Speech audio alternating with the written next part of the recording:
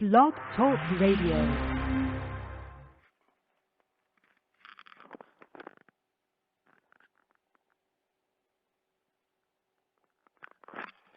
Boa noite, amigos. Estamos aqui começando mais uma emissão do True Outspeak, Sinceridade e Fato. Como sempre, vou começar lendo aqui o editorial do Diário do Comércio, que eu acabei de enviar para lá. O título é Por Baixo da Mesa.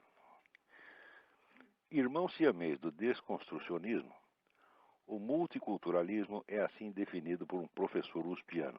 Abre aspas. Não tem sentido falar de verdade tout court, só de verdade para um determinado grupo cultural. O multiculturalismo apregoa uma visão caleidoscópica da vida e da fertilidade do espírito humano, na qual cada indivíduo transcende o marco estreito da sua própria formação cultural e é capaz de ver, sentir e interpretar por meio de outras apreciações culturais. O modelo humano resultante é tolerante, compreensivo, amplo, sensível e fundamentalmente rico. A capacidade interpretativa, de observação e até emotiva se multiplica. Fecha aspas. Isso foi escrito por Roberto Fernandes no artigo Multiculturalismo Intelectual, revista da USP de junho a agosto de 1999. Qualquer pessoa que saiba ler e não tenha passado pela USP percebe que o projeto multiculturalista, assim definido, e essa definição não diverge de outras tantas que circulam nos meios universitários, se estrangula a si próprio no bercinho. Se toda verdade está condicionada à visão de um determinado grupo cultural, ninguém pode, aspas, transcender o marco estreito da sua própria formação cultural, fecha aspas, e muito menos, aspas, ver, sentir e interpretar por meio de outras apreciações culturais, fecha aspas. Se alguém consegue saltar por cima das fronteiras culturais, é porque há uma verdade acima de todas elas e essa verdade é acessível à inteligência humana. O multiculturalismo consiste, portanto, em fazer na prática aquilo mesmo que na teoria ele proclama ser impossível. É um caso extremo de paralaxe cognitiva, em que o sujeito afirma precisamente o contrário daquilo que o seu próprio ato de afirmar demonstra da maneira mais patente. É o deslocamento radical entre o eixo da experiência intelectual efetiva e o da construção teórica supostamente baseada nela. A incongruência é tão patente, tão grosseira, que não posso acreditar seja filha da distração gerada no leito das meras coincidências. Com efeito, a contradição aí embutida só permanece levemente camuflada pelo fato de que seus polos se situam em planos diferentes, a teoria e a prática. O estudante, portanto, só pode continuar envolvido nessa prática se for induzido a jamais confrontá-la com a teoria, isto é, se ele se tornar incapaz de cotejar a expressão verbal da teoria com o conteúdo teorético afirmado implicitamente pela prática. Dito de outro modo, o adestramento no multiculturalismo consiste em habilitar o aluno para se persuadir de que sabe alguma coisa sempre que não sabe o que está fazendo com ela. O multiculturalismo é uma técnica de alto embotamento intelectual baseada na estimulação contraditória rotinizada. Não tem sentido, portanto, discuti-lo como teoria nem como prática. Só o que cabe é revelar o ardil psicológico por trás da articulação de ambas e, em seguida, denunciar o conjunto como aquilo que é, um instrumento de dominação criado para transformar milhões de universitários em idiotas militantes, hipnotizados e postos a serviço de seus professores. Às vezes fico até consternado de ver o esforço que brilhantes intelectuais conservadores, como o nosso José Guilherme Melchior, despenderam em impugnar ideias esquerdistas. Ser bem-sucedido nesse esforço não significa nada quando as ideias não valem por si e são só camuflagem de alguma operação mais discreta. Se um vizinho safado vai jogar baralho na sua casa com a intenção de ficar passando a mão na perna da sua esposa por baixo da mesa, não é vantagem nenhuma você vencê-lo no jogo. O que importa é virar a mesa e encher o sujeito de porrada. Muito bem, encher de porrada é uma ideia quase irresistível que nos ocorre quando nós lemos esta denúncia apresentada aí no Mídia Sem Máscara pelo meu amigo Ipojuca Pontes, sobre a nova tradução do livro de Fyodor Dostoiévski, Os Demônios. Os Demônios é um dos melhores romances já escritos no universo e uma obra absolutamente indispensável para a compreensão do mundo moderno. Nela, Dostoiévski, que era um sujeito que tinha a prática dos movimentos revolucionários subversivos por ter participado deles, mostra o modus operandi, né, desses movimentos e, de fato, profetiza todo o desenvolvimento posterior do estado de coisas na Rússia, com a revolução, o advento do comunismo, o genocídio, etc, etc. Ora, o tradutor, um tal de seu Paulo Bezerra, que é um camarada que estudou na União Soviética no tempo do comunismo, o que já é altamente suspeito, porque nós sabemos que todas essas bolsas de estudo que eram distribuídas às centenas, às milhares aqui no Brasil, para estudar na União Soviética, eram tudo coisa da KGB. Então, quer dizer, o currículo desse homem já não o recomenda muito. Mas esse o Paulo Bezerra, na apresentação que ele faz do livro, ele procura dar a ideia de que Dostoiévski não está denunciando o comunismo, apenas o stalinismo. Eu digo, ora, peraí, Dostoiévski não era tão profeta assim. Quer dizer, para prever que dentro do fenômeno geral chamado comunismo ia aparecer especificamente uma variante chamada stalinista. Não, ao contrário, vamos dizer, o mal, a brutalidade, a má intenção que ele denuncia são do movimento socialista em geral, do movimento materialista, do movimento revolucionário em geral. Ele está falando contra todo mundo, anarquista, socialista, comunista, todo mundo. E o sujeito tenta aqui, vamos dizer, limpar a barra do movimento comunista e aproveita para falar do mal do George Bush. Quer dizer, o George Bush então seria culpado de todo o mal que está sendo denunciado pelo Dostoiévski. Ora, isto é de uma vigarice absolutamente intolerável. Quer dizer, o que se pode fazer com esse seu Paulo Bezerra? Cuspir-lhe na cara, né? Acho que não adianta nada, porque o sujeito tem cara de pau, nem isso vai se tocar. Né? Mas fique aqui claro que esse seu Paulo Bezerra é um vigarista intelectual de marca, alguém cujo trabalho certamente não tem valor nenhum e que deve ser solenemente ignorado.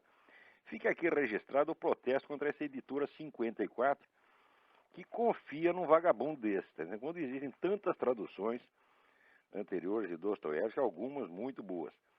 Eu ainda acho que aquela edição da antiga José Olímpio, que tinha uma edição em 10 volumes, ainda é o melhor. E a própria edição Aguilar, embora as introduções não sejam muito adequadas, também é uma edição boa. Então evitem a edição da editora 54. Não comprem essa porcaria. Leiam, prefiram ler até Dostoiévski, alguma outra tradução, leiam até em malaio, se for o caso, mas não comprem a edição da editora 34, que tem o serviço desse seu Paulo Bezerra, ou Paulo Vaca, que é uma porcaria. Seu Paulo Bezerra, procura outro emprego. O senhor na esfera intelectual é um verdadeiro bosta. Esqueça. Vai trabalhar de frentista de posto de gasolina, tá certo? Vai ser banqueiro de bicho, vai fazer alguma coisa decente. O que você está fazendo é uma pouca vergonha. Muito bem. Agora, uma outra coisa maravilhosa que teve aqui nesta semana é, vamos dizer, a matéria da revista Piauí. Vocês podem encontrar no site www.revistapiauí.com.br/2006/10 em letras DEZ/perfil.htm. Ou então vai só na página revistapiauí.com.br e lá dentro vocês procuram. Tem uma matéria escrita pelo Luiz Macluf Carvalho chamada O Ortodoxo. Vocês sabem quem é o Ortodoxo? É o nosso velho e inesquecível Marquês de Sade. Ele diz umas coisas aqui, mas tão fabulosas que eu custo a crer. Quando a gente pensa que ele chegou vamos dizer, no ápice da vigarice, ele se transcende, né? Ele dá uma volta por cima e consegue inventar um negócio que acho que ele mesmo não acreditaria uns meses antes. Ele, por exemplo, ele dá aqui a definição da burguesia. Prestem atenção. A burguesia é uma classe privada que tira suas vantagens através do Estado, né? Digo, bom, no Brasil, de fato, acontece isso.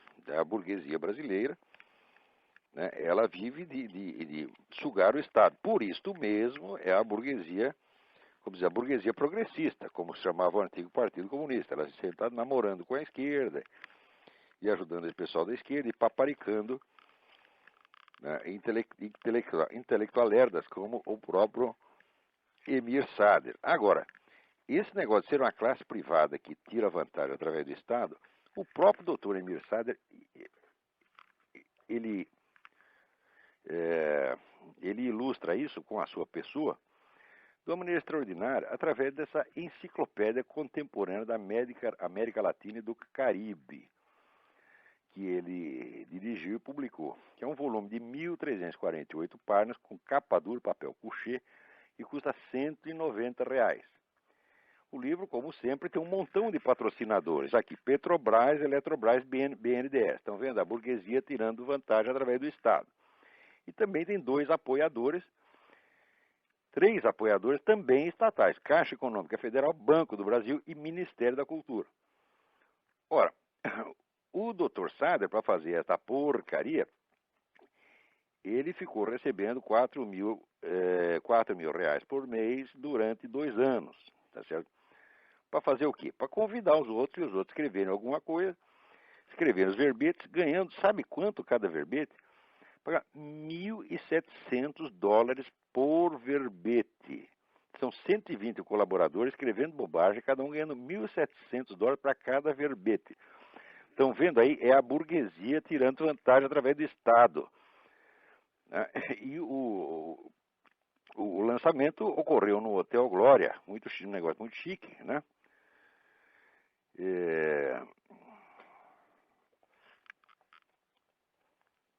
E tá aqui, o livro saiu com 1.040 fotos, 136 tabelas. Essa enciclopédia é irmã gêmea daquele famoso Dicionário Crítico do Pensamento da Direita, que também foi obra desse mesmo grupinho, também paga a peso de ouro por essas mesmas entidades estatais, Petrobras, Banco do Brasil, etc, etc, que está aí para alimentar com dinheiro público essa corja de vagabundo, que não entendem absolutamente nada desse assunto. No caso do dicionário, isso ficou demonstrado com evidência. Eu considero esse dicionário um crime. Eu acho que todos os autores e colaboradores dessa porcaria tinham que estar na cadeia, tá certo? Eu já demonstrei que isso foi uma falsificação propositada, quer dizer, um show de ignorância e de má-fé, assim, suficiente para acabar com a carreira desses caras. Felizmente, o Fernando Barros de Silva, que escreveu sobre o Marquês de Sader na Folha de São Paulo, e ele declara que, aspas, como intelectual, Emir Sader é um zero à esquerda. Não há nada de minimamente relevante ou inspirador no que escreve. Aqui eu tenho que protestar. O Marquês de Sader é minha inspiração constante. Ele é muito inspirador. Tá certo? Não posso aceitar essa declaração do Fernando Barros de Silva. Agora, eu achei mais lindo o comentário do próprio Emir Sader com relação ao que o Fernando escreveu dele. Ele diz: fiquei chocado com a violência e o reducionismo. Você sabe o que é reducionismo? Reducionismo é um vício teorético no qual, vamos dizer, todos os fatores em jogo são reduzidos a um só, por um viés teórico. O que isso tem a ver com o que o Fernando Barros de Silva fez? O Marquês, ele não sabia. Ele estava procurando alguma palavra, queria acusar o Fernando de alguma coisa, não achou nada, falou reducionismo. Né? Podia acusar de viadagem, de estelionato, qualquer coisa, não achou, não, fica reducionismo. Tá bom? Quer dizer, é um xingamento apenas. Mas o debate cultural no Brasil é realmente isto aqui. Né? Para vocês terem ideia de outro sujeito, é mais ou menos do mesmo estilo, está aqui o Fernando Moraes, dando uma entrevista ao Paulo Henrique Amorim, que está lá no site do Paulo Henrique Amorim, né? E dizendo que as pessoas não gostam do Lula porque o Lula não tem um dedo, não gostam do Chaves porque o Chaves é cafuso. Quer dizer, esse tipo de declaração absolutamente irresponsável, né, molecagem. Note bem, e com esse negócio da burguesia que tira vantagem através do Estado, o próprio Fernando Moraes é um exemplo. O Fernando Moraes, que vive aí para escrever livro fazendo apologia de comunista, inclusive o amigo dele, o Fidel Castro, né? O homem é um filho de banqueiro, tá certo? Que ainda vive, né, no meio editorial, tem todas as vantagens. Quer dizer, qualquer livreco que ele pretenda escrever, o livreco já recebe adiantamentos milionários, né? Depois tem um aparato monstruoso para fazer o lançamento, né? E de vez em quando, eu não sei, mas eu acho que ele ainda tem algum patrocínio também. É uma coisa. E quando escreve um livro como essa Olga, que depois ficou demonstrado que a história que ele apresentou na Olga era totalmente furada, que a Olga, na verdade, a Olga Benário era, de fato, não era uma militante idealista, né? Apenas era uma agente do Serviço Secreto Militar Soviético, né? O homem, quando vê que a história dele foi desmentida, ele não se desmente, não. Ele continua lá impávido, colosso, fumando seus charutos cubanos. É um sujeito que está sempre feliz, é um sujeito muito simpático. No tempo que eu trabalhava com ele, eu considerava até meu amigo, não considerava mau sujeito, não. Mas acontece que esta vigarice esquerdista é sempre obra de sujeito simpático. Não é todo mundo, né, na esquerda que tem essa cara de cu que tem o Emir Sader, entendeu? Tem pessoas simpáticas ali também. E o Fernando Moraes é um sujeito de uma simpatia aliciante, né? Mas isso não lhe dá o direito de escrever tanta mentira, tá certo? E de ainda ficar rindo em cima, né, da mentira que escreveu. Enquanto isso, né, estão lá, chegam aí as notícias de que mais 3 mil militares venezuelanos estão se instalando na Bolívia, além de outros tantos cubanos, né? E o Chaves está passando lá para o boliviano todos os fuzis velhos, que ele não precisa mais, porque ele comprou esse monte de fuzil Kalashnikov, então sobrou, né, o fuzil velho para os índios, né? Para os índios ir na frente e morrer primeiro, evidentemente. Os bolivianos, todo trouxa, eles vão dar a cara a tapa para promover a ascensão do chavismo no continente, né? Ali no YouTube você pode encontrar alguns vídeos muito interessantes sobre o Hugo Chávez. Vão lá no YouTube, põe o Hugo Chávez, vocês vão achar coisas interessantes. Agora, por incrível que pareça, ainda tem gente aqui na América Latina, aqui nos Estados Unidos, que vê a América Latina com aqueles olhos róseos, de que o problema é só o Hugo Chávez, de que o Lula é bonzinho, etc, etc. O embaixador Jaime Daremblum, que é um sujeito que eu gosto muito, é um homem muito honesto, muito correto, que preside aqui o Hudson Institute, ele é um dos últimos, né, apóstolos da bondade luliana aqui nos Estados Unidos, porque aqui já não tem mais ninguém que acredite nessa balela. Mas o velho embaixador ainda está insistindo nisso. Eu espero que ele mude de ideia. Agora, eu não sei se vocês se lembram, quando houve aquele problema com Mel Gibson, o filme Paixão de Cristo, teve um monte de associações judaicas que saíram descendo o cacete nele, dizendo que o filme era antissemita, etc, etc. E na época, eu vi o filme, examinei e falei, olha, o filme não tem nada de antissemita, até tem filmes anteriores, tem o filme Barrabás, que é feito por um diretor judeu, né? O filme Barrabás apresentava os judeus de uma maneira muito mais negativa do que o Mel Gibson, e ninguém falou nada, né? Além disso, não me pareceu que a imagem dos judeus no filme fosse realmente negativa. O próprio Caifás era mostrado como um sujeito fanático, mas um homem honesto, que queria prova das coisas, quer dizer, que agiu de acordo com a sua consciência, não como um sujeito maligno, malicioso, né? Bom, acontece que quem organizava essa campanha anti-Mel Gibson era a Anti-Defamation League, a famosa ADL, chefiada pelo Abraham Fox.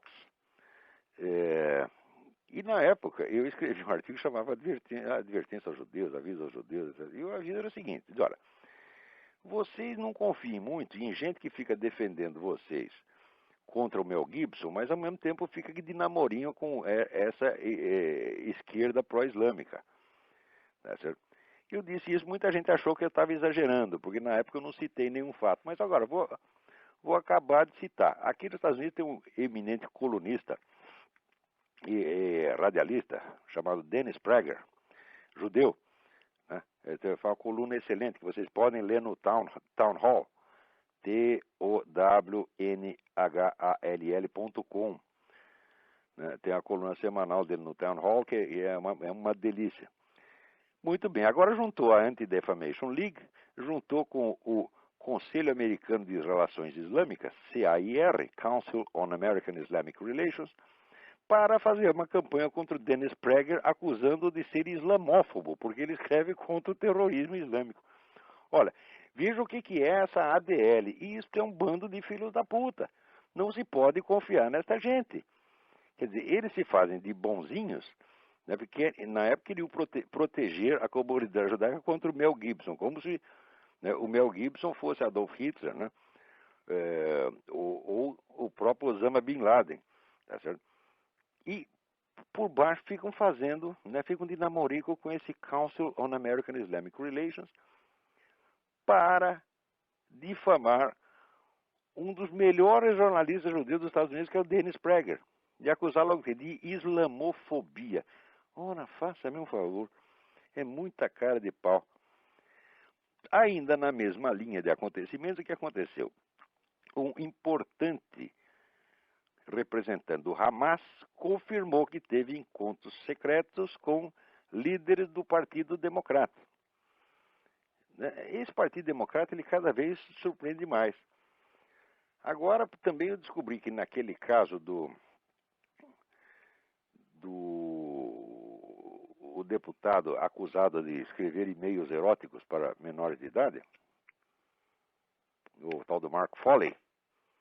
Bom, o Foley está aí que nem aquele negócio dos mamonas assassinos, suruba. Me passaram a mão na bunda e não comi ninguém. Porque ele não comeu ninguém, ele só escreveu uns e-mails para os moleques. Os e-mails são indecentes, evidentemente, mas que eu saiba, até hoje ninguém conseguiu comer ninguém por e-mail, né? Quer dizer, o negócio ficou na intenção eletrônica. Acontece que esse assunto já estava sendo acompanhado mais ou menos pela tal da Comissão de Ética do Congresso, a comissão bipartidária, e alguém vazou a informação para os outros caras do Partido Democrata para eles poderem fazer barulho e tirar vantagem eleitoral disso aí antes que a coisa acabasse de ser investigada pela Comissão de Ética. Daí fizeram aquele bafafá tremendo em torno do Mark Foley, o sujeito perdeu o mandato, se desgraçou todo, tá certo? Sem que, vamos dizer, houvesse nenhuma prova, exceto de intenção. Porque, olha, todo mundo tem o direito de ter o desejo que quiser, e de fantasiar o quanto quiser, tá, né? O que não pode é fazer. Quer dizer, ele pode desejar, os moleques podem até dizer que deseja, mas se comeu, aí é um problema, né? Mas ele não precisou nem comer, não pensou em comer, pronto, já, né? Porque você sabe que ser viado é bonito se você for de esquerda. Se for viado direitista, tá ferrado, como estão ferrados todos os viados em Cuba, né? Quer dizer, o tratamento dado aos homossexuais em Cuba é uma beleza. Quer dizer, os caras pegam AIDS, eles isolam. O sujeito é posto dentro do hospital, nunca mais sai de lá, nunca mais vê ninguém.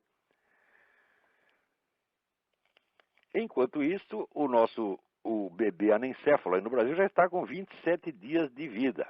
Era para ser morto. Provavelmente vai crescer, a menina tem reações de um bebê normal. Você consegue segurar o dedo da mãe, né? Mama direitinho, não está faltando nada para ser um bebê normal. Quem está anormais são esses médicos que querem matar todos os bebês à mera suspeita de que eles não vão poder viver. Que já é um homicídio preventivo, ela não pode. Ele não vai viver, então vamos matar já. Tá certo? Pode aplicar a mesma coisa para eles, vocês vão morrer um dia, então por que não matar já? Né? Agora, e na Inglaterra, né, que é um país que está ficando cada vez mais louco, já estão propondo a eutanásia dos bebês, depois de nascidos. Quer dizer, nasceu, está doente, defeito, liquida. Isso é exatamente o programa do Hitler. O Hitler fez isto. aplicou isso na Alemanha. E por que nós temos o horror do Hitler agora? Quando os ingleses fazem, nós achamos lindo.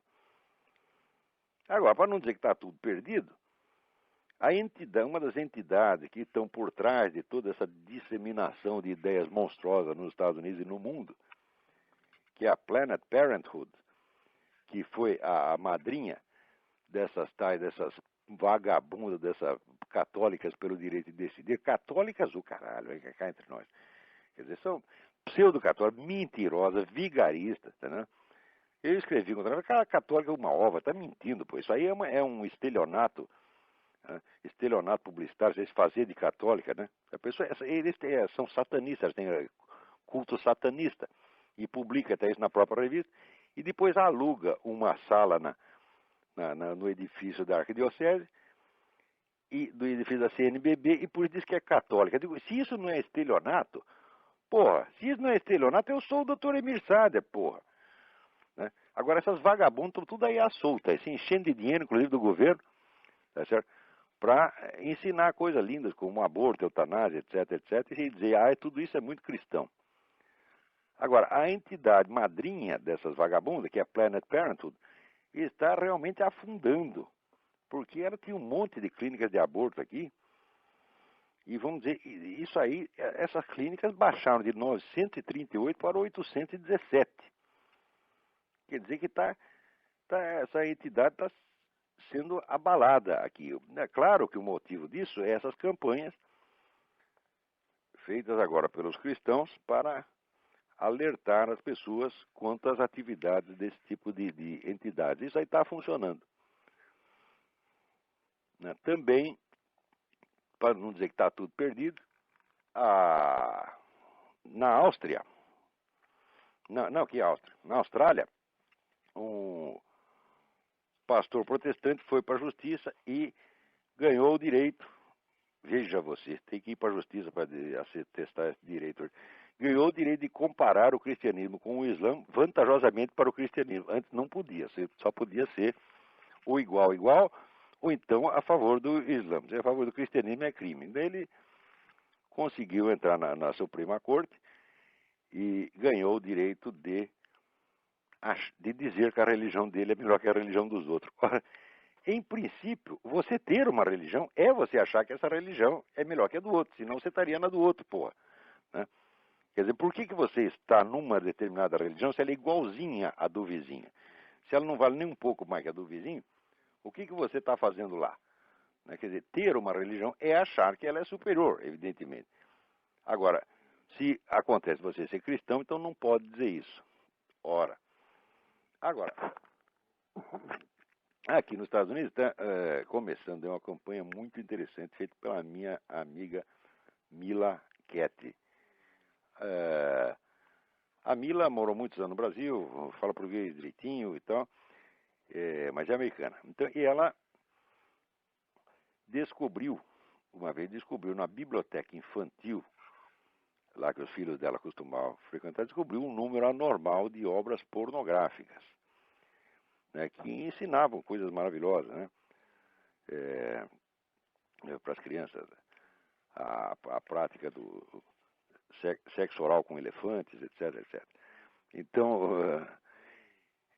daí ela protestou e ninguém fez nada. Não, isso aí é a liberdade de informação, as crianças têm que ter acesso à informação. Bom, primeiro, quer dizer, a liberdade de informação certamente não pode ser a mesma para o cidadão no pleno uso dos seus direitos e o menor de idade. Mas eles se recusaram a enxergar essa diferença. Estava fazendo de conta que não estava entendendo.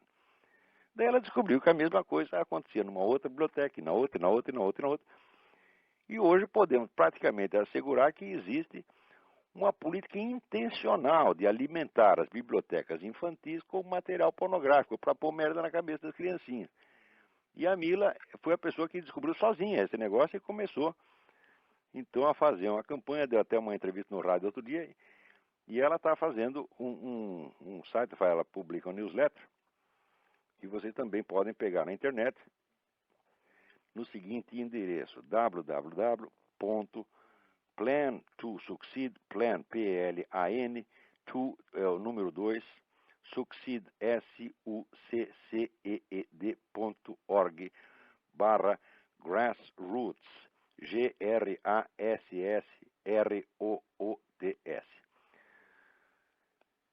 Se tiver alguma dificuldade, ponham simplesmente a expressão, põe no Google a expressão Grassroots American Values. E vocês vão achar este site. É um trabalho muito, muito bonito, muito meritório que a Mila está fazendo. Parabéns, Mila. Vai em frente. O futuro das crianças aqui da América e talvez de outros países, inclusive o Brasil, depende do esforço de gente como você. Muito bem, vamos ler aqui uns e-mails. Aqui uma carta de Miracatu, Josué Modesto Passos. Uma estapafúrdia decisão do Superior Tribunal de Justiça decidiu que as autoridades fiscais podem fazer uso das informações bancárias do contribuinte, pelo pretexto de que ocorre apenas uma inocente, aspas, transferência de informações guardadas pelo banco à autoridade fiscal, que tem o dever legal de manter em sigilo os dados obtidos. Raio, mas o que é isso? Se já foi lá, já olhou, que sigilo é este? Quer dizer, antigamente quem tinha o direito a sigilo era o banco. O governo não tinha o direito de entrar lá. Agora, o governo diz, não, eu posso entrar porque eu guardo segredo. Ora, vai lamber sabão. Isso é a prostituição da linguagem. Isso quer dizer que a violação de segredo torna-se o quê? Proteção do segredo. Né? Então, assim, no Brasil já não existe mais sigilo bancário. Para mim, isso aí não me afeta pessoalmente, porque o dinheiro que eu tenho no banco é absolutamente ridículo. Pode ser. A única coisa é que eu tenho vergonha de mostrar, entendeu? Mas se eles quiserem ver, tá, pode ver. Tá?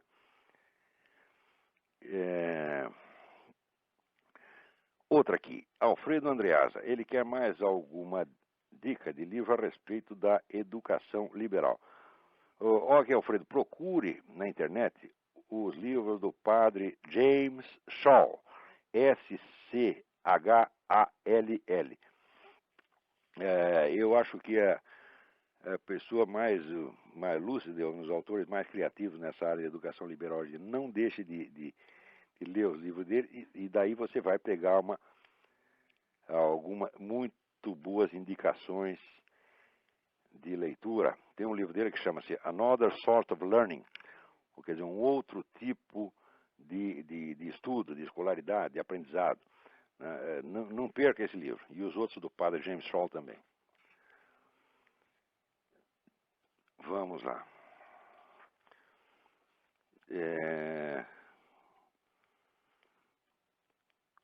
Aqui. O senhor comentou que o John McCain, virtual candidato republicano à presidência, é um Rhino. Rhino quer dizer Republican in name only. Eu gostaria de saber, por exemplo, se o ex-prefeito de Nova York, Rudy Giuliani, também o é, ou se ele gosta da confiança dos conservadores. Ora, no momento, nenhum dos candidatos que apareceram por aí são da confiança do movimento conservador. O McCain, todo mundo, você fala para o McCain, qualquer conservador, todo mundo diz que ele é maluco, ele é louco, entendeu? Você não se sabe o que pode esperar do McCain. Quanto ao Giuliani, o Giuliani em muitas coisas, ele é mais liberal, mais esquerdista do que esse pessoal do Partido Democrata. O que é possível é que apareça aí uma candidatura do Newt Gingrich, que foi presidente da Câmara, né, e Speaker of the House. Speaker of the House é o sujeito que fala pela Câmara toda, né? Vamos dizer, é um cargo de enorme importância psicológica aqui, porque é o sujeito que personifica a Câmara dos Deputados. O Gingrich foi um grande líder, não, e era um dos caras mais odiados pela esquerda, justamente por ser um sujeito de um talento extraordinário. Acabou de escrever um livro, né, mostrando as marcas profundas vamos dizer, do cristianismo na origem do Estado americano. E está surgindo um zoom agora de que talvez ele seja um candidato. Né? Tem outros candidatos possíveis, são o Bloomberg, né? Mas o Bloomberg é meio picaretão. E o governador Romney, que é um bom sujeito, mas tem esse negócio de ser mormon, né? Todo mundo acha que mormon é maluco, né? Porque o sujeito ter uma esposa já é loucura, ter 4, 5, 6, 15, ele é doido. Então, ninguém quer saber do Romney, todo mundo gosta dele. Mas votar, não. Muito bem, vamos ver outra carta aqui. Essa aqui é muito interessante. Ah, do mesmo Josué. Eu deveria ter sido aluno do Dalmo da Lar em 1994, quando estava no primeiro ano da Faculdade de Direito da Universidade de São Paulo. Mas se a memória não me trai, ele compareceu 3 ou 4 vezes durante os 2 semestres de Teoria Geral do Estado e deixou a cadeira nas mãos de um auxiliar que só sabia falar da mudança do paradigma epistemológico da teoria do Estado. Numa das poucas vezes que compareceu, o Dallari falou a nós, calouros, que não tinham nenhum conhecimento do processo penal, que Orestes Quercia tinha sido absorvido de várias acusações criminais porque o Ministério Público, em vários casos, tinha descrito certos fatos na denúncia, mas havia dado capitulação errada ao que descreve. Quer dizer, errou no botar os números dos capítulos. Trocou, quer dizer, denuncia um crime e pede condenação por outra. Né? Foi somente no 4º ano do curso de Direito que pude descobrir que a capitulação dada pelo Ministério Público na denúncia é irrelevante. Importa apenas que os fatos sejam corretamente narrados. Mas é evidente, porque o juiz não é obrigado, né, a condenar o réu por aquele preciso crime que está denunciado. Eu mesmo fui testemunha no processo, onde o sujeito tinha batido na mulher, o cara bateu tanto que 6 meses depois, quando teve a primeira audiência, a mulher ainda está de cara amassada. E ela fez uma queixa de agressão e o juiz trocou para tentativa de homicídio, o que, aliás, era óbvio. Quer dizer, a denúncia não tem nada necessariamente a ver com quer dizer, a sentença não está vinculada à definição do crime dado na denúncia. Quer dizer, nem isso o Dallari sabe. Eu acho que esse Dallari não sabe coisíssima nenhuma. Esse é um picaretão. Vamos lá.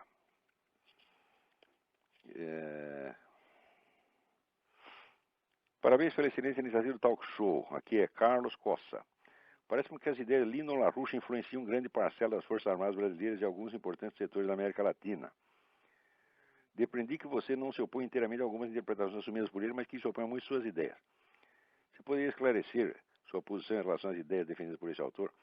Bom, muito bem, eu não tenho um posicionamento geral contra o Lino LaRouche, mas só quanto aos pontos que eu conheço. Por exemplo, no livro The Science of Christian Economy, eu acho que ele inverte toda a história ocidental, ao dizer que na Renascença houve uma vitória dos malvados aristotélicos contra os coitados dos platônicos. Eu digo, isso aí é só você ler um pouco, você vê que a ideia platônica, né, das formas matemáticas, estava ali no fundo da cabeça de todo mundo. Galileu, Newton, etc, etc.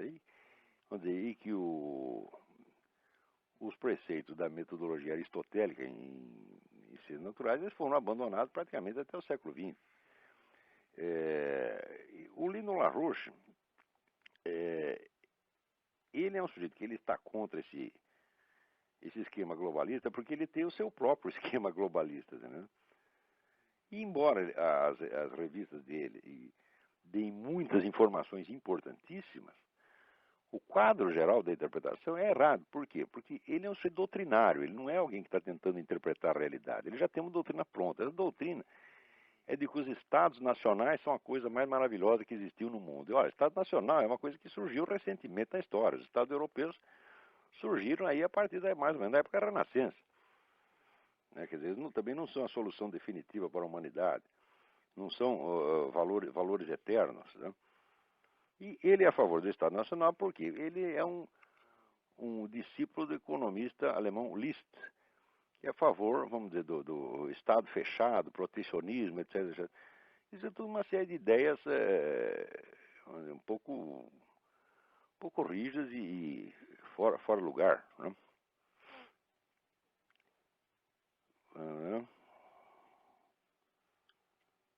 Tá aqui. Essa aqui é a carta interessante. André Pacheco. Fiquei indignado com os artigos que li do Sr. Júlio Severo, mostrando ser uma pessoa que gostaria que o Estado coibisse qualquer tipo de manifestação que seja contrária às Sagradas Escrituras. Então ele quer saber qual é a minha opinião. Se eu sou a favor dessa teoria do Júlio Severo, vai ser radicalmente contra. Mas se o Estado vai proibir tudo aquilo que a Bíblia condena, Tá certo? Não vai haver espaço para mais nada. Quer dizer, você não tem. Quer dizer, se você, ao cometer um pecado, você já tem a punição espiritual, a possibilidade de você ir para o inferno, e você, em vida, você já vai para a cadeia, diz, mas que é isso, porra? Daí é um duplo inferno. Quer dizer, isso aí eu não posso concordar. O Júlio Severo, meu amigo, gosto muito dele, mas não posso concordar com ele de maneira alguma. Quer dizer, é a ideia de um Estado totalitário opressor. Mas veja como são as coisas paradoxais. Quem está sofrendo perseguição do Estado totalitário opressor é o Júlio Severo. Quer dizer, o Estado brasileiro está fazendo uma desgraça na vida dele, perseguindo, né, violando a intimidade, dando palpite, queria até tomar o filho dele porque ele quis fazer homeschooling para o filho. Quer dizer, o que é isso? O Júlio, ele pode ter uma ideia totalitária, uma ideia hipotética, que nunca vai ser levada a efeito. Mas ele está sofrendo aí uma opressão totalitária, de fato, na realidade. Né? Então, olha aqui, o André, do que depender de mim, esse Estado que coíbe tudo que é proibido nas Sagradas Escrituras não vai existir jamais. Se depender de mim, não. Eu espero que jamais exista uma coisa dessa. Vamos ver o que mais aqui. Bom, vamos ver se tem alguém na linha aí esperando. Tem. É Fábio. Alô? Alô? Alô? É o Fábio? Isso. Tudo bem? Tudo Alguma bom? dúvida aí? Isso. Alguma pergunta? Então, Olavo, eu estava... você escreveu um artigo que você falava sobre o Mirapena e também sobre o Mário Ferreira dos Santos, não é? Isto.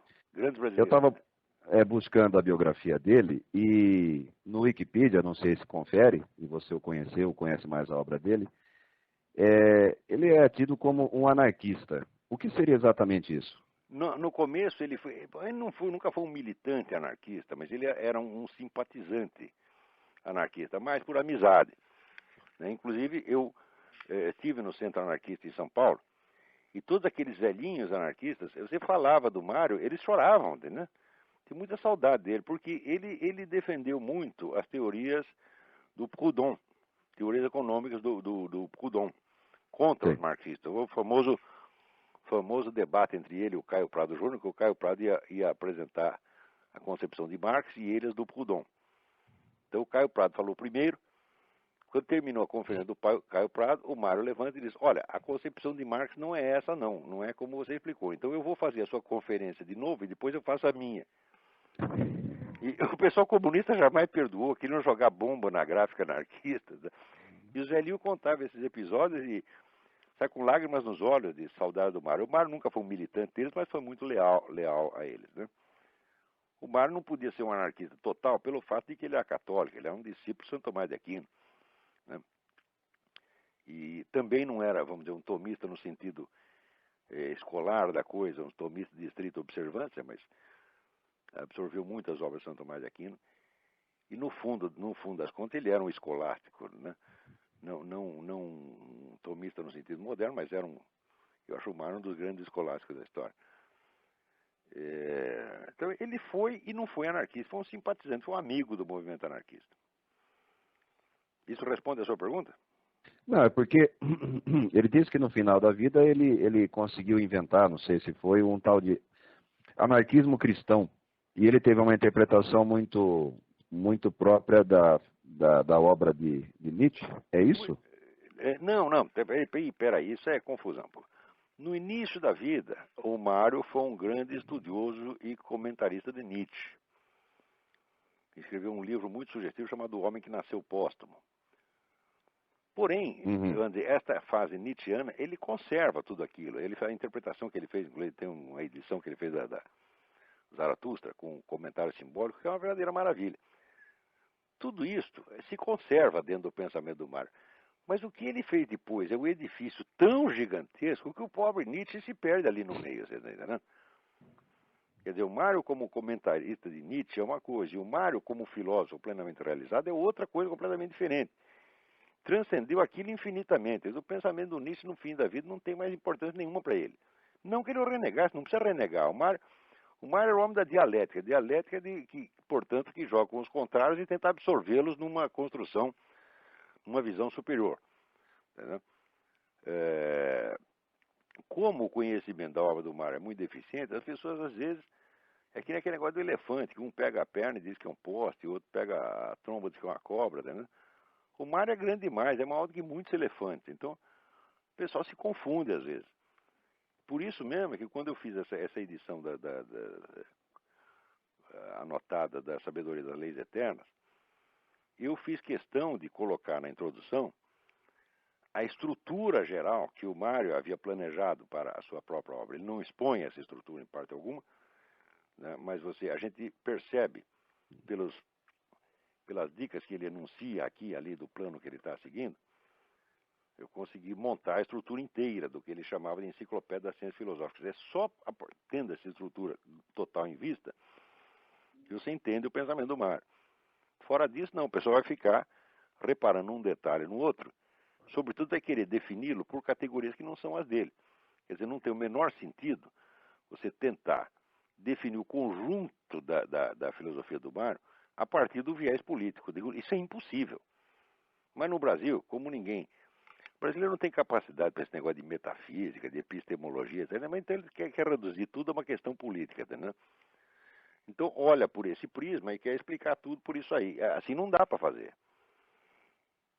O Mário é um filósofo, vamos dizer, um filósofo original só pode ser entendido dentro dos seus próprios termos. Quer dizer, com a hierarquia temática que ele propõe. Agora, querer catalogar politicamente de maneira prévia, isso aí é coisa de gente que é idosa, tá entendendo? Não sei se isso te explica. Isso explica, porque tem muita coisa interessante dele. Elementos anarquistas coexistindo com elementos cristãos não quer dizer que ele fez um anarquismo cristão, você tá entendendo? Quer dizer, a filosofia do Mário é uma coisa gigantesca, como a obra de Aristóteles. Você tem todas as dimensões ali. Ali dentro cabe tudo. Tá certo? Mesmo porque a pretensão do Mário era fazer o que ele chamava de mateses. Mateses é o conjunto, vamos dizer, das teses afirmadas pela totalidade da filosofia ao longo de todo o seu desenvolvimento. Ele achava que era possível expressar isso, expressar num discurso unificado. Isso aí, de maneira que a filosofia do Mário Ferreira não fosse propriamente a filosofia do Mário Ferreira, mas uma espécie de unidade transcendente das filosofias. Num projeto desta abrangência, você querer classificar como anarquismo cristão, então é besteira. É besteira. Não se define a filosofia de um grande filósofo pela filosofia de um outro, e muito menos pela filosofia de alguém pequenininho, está entendendo? Isso não se faz. Isso vamos dizer, é simples erro de interpretação. Por preguiça de apreender o conjunto. Tem Oi? Tem um outro aspecto da obra dele que ele fala peraí, sobre... tem mais gente na fila. Então vamos lá, eu vou desconectar aqui. Então pode ficar a sua pergunta para a próxima? Tranquilo. Fica na mão aí, fica na linha aí que se eu acabar a outra pergunta tiver tempo, nós voltamos aí. Beleza. Alô? Alô? Quem está na linha? Alô? Está horrível essa ligação, está muito barulho. Diga. Eu não sei, estou aqui pesado, deve ter algum problema. Bom, eu gostaria de parabenizar pelo iniciativa. Uma palavra que você diz, muito barulho. Tenta a conexão de novo, está muito ruim. Vou voltar lá para o Fábio. Alô, Fábio? Alô? Muito bem, a ligação estava muito ruim, eu não sei por que isso acontece.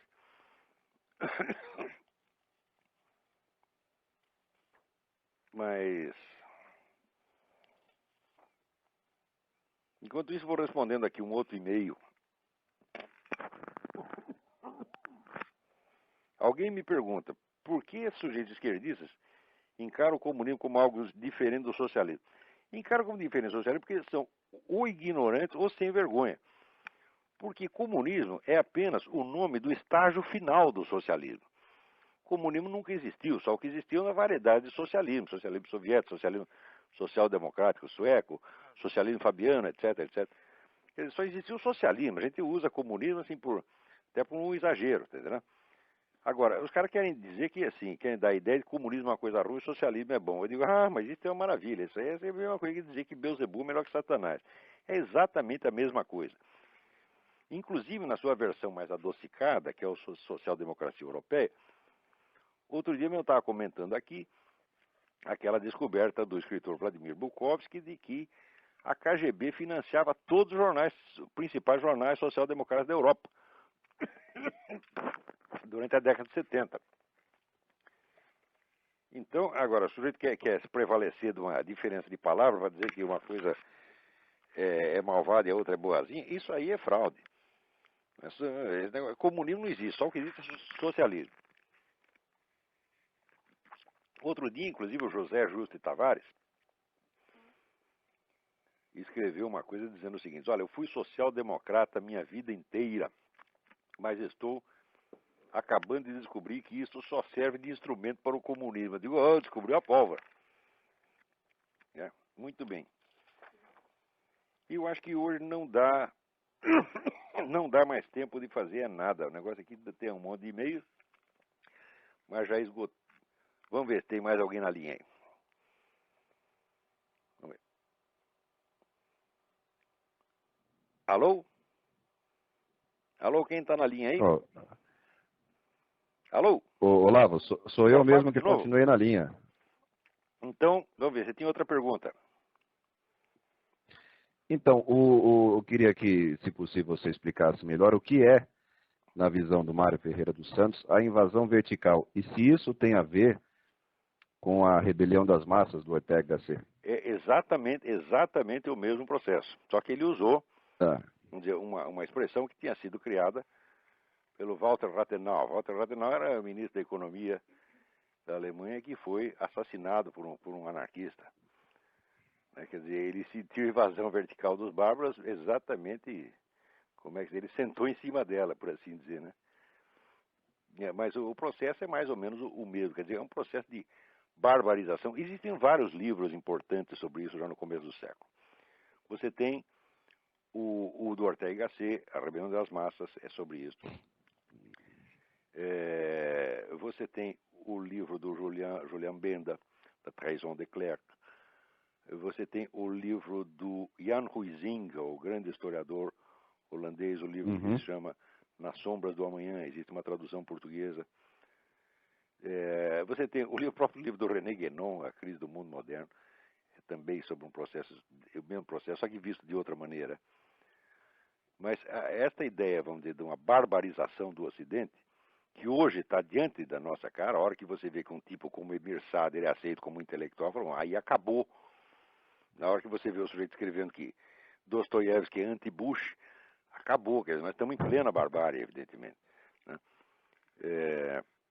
Quer dizer, o sujeito vai usar até uma das maiores criações culturais da humanidade, vai distorcer completamente para fazer daquilo um instrumento de uma propaganda política vulgar. Quer dizer, quando chega aí, você vê que a ideia de cultura superior, por exemplo, no Brasil não tem mais cultura superior.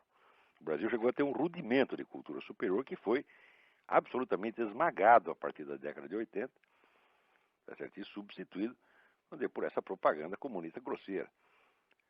Então, eram coisas que esse pessoal todo dizia que ia acontecer, que na época parecia exagerado.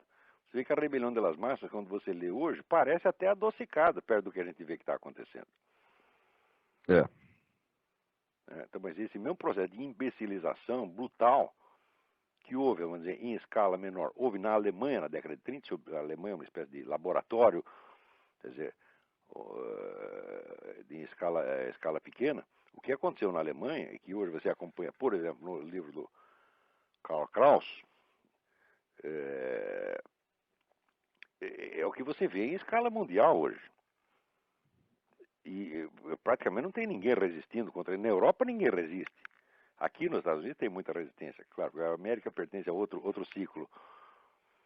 Quer dizer, a América não foi totalmente afetada por isso. Foi só, digamos, 40% da área cultural afetada por essa coisa. Mas o resto do mundo, caiu na mão da barbárie já há que tempo.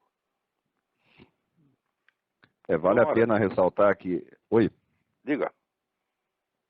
Não, é só ressaltar esse Paulo Bezerra, ele é o tradutor de praticamente todas as obras do Dostoiévski aqui no Brasil.